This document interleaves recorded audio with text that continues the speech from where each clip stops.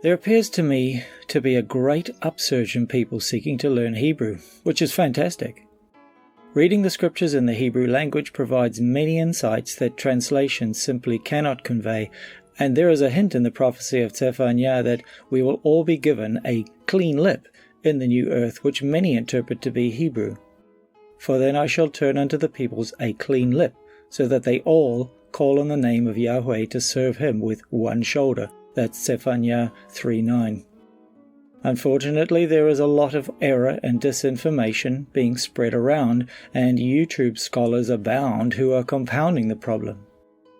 The one issue that bugs me a lot and is the focus of this short study is the misappropriation of the name given to Jacob, probably Yaakov, by the messenger of Yahweh in Genesis 32:28. So he asked him, "What is your name?" And he said, "Yaakov." And he said, "Your name is no longer called Yaakov, but Yisra'el, because you have striven with Elohim and men and have overcome." Genesis 32:27-28.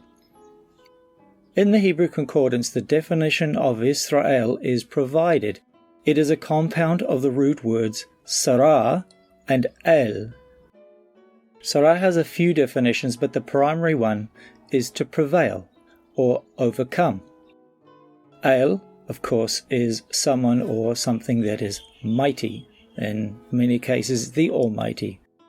So the biblical text, which follows Yaakov wrestling with what he defines as El, clearly gives the reason for the name change, because he overcame, which is the primary meaning of Sarah. Putting these two words together gives the meaning of Yisrael. So how do some get this so wrong and put forward Yashar'el as an alternative? I can only assume it's because the first three letters of Yaakov's new name are similar to that of the Hebrew word for upright or straight, which is Yashar. The first glaring problem is that this is simply not borne out in the text. As mentioned, and is easy enough to comprehend by a child, the narrative clearly reveals the reason for the new name. The second, not so noticeable problem is the fact that the yod prefixed to Sarah is what makes overcome a verb, thus he shall or has overcome. Here's an example using the word yashar to give an example. In this proverb, the root word yashar is prefixed with a yod to make it a verb. Let your eyes look forward and your eyelids look straight before you. Notice the Hebrew compound word is Yasharel. There are literally tens of thousands of examples in the Hebrew text of prefixing a word with yod to make it a verb, and there are more examples of names, such as the famous prophet Jeremiah, or Yirmiyah in Hebrew.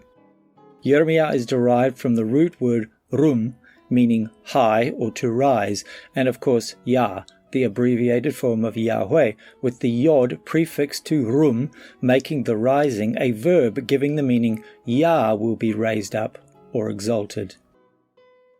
Another famous individual in the word is Isaac, or in Hebrew Yitzchak, which is derived from the root word tzachak, meaning to laugh, but when prefixed by the yod gives the word action, meaning he laughs. This is honestly really basic Hebrew and should not really need to be explained, but unless you actually pick up a book and study biblical Hebrew, these types of simple errors will continue. I just want to take a moment to encourage all those wanting to add to their Hebrew vocabulary to do some study, and if you don't want to appear as a complete beginner who knows nothing of Hebrew, to first learn at least the basics of biblical Hebrew grammar, and not just start clicking on those little concordance numbers in your app that only give root words and leave you clueless to the construct and rules of basic biblical Hebrew grammar. Stop saying Yashar'el and call the people and the land by the name that Yahweh gave it in the Hebrew tongue, Yisrael. For a friendly discussion regarding the mispronunciation of Yahuwah and Yahusha, feel free to follow the link in the description, and may Yahweh barach you as you study the Scriptures.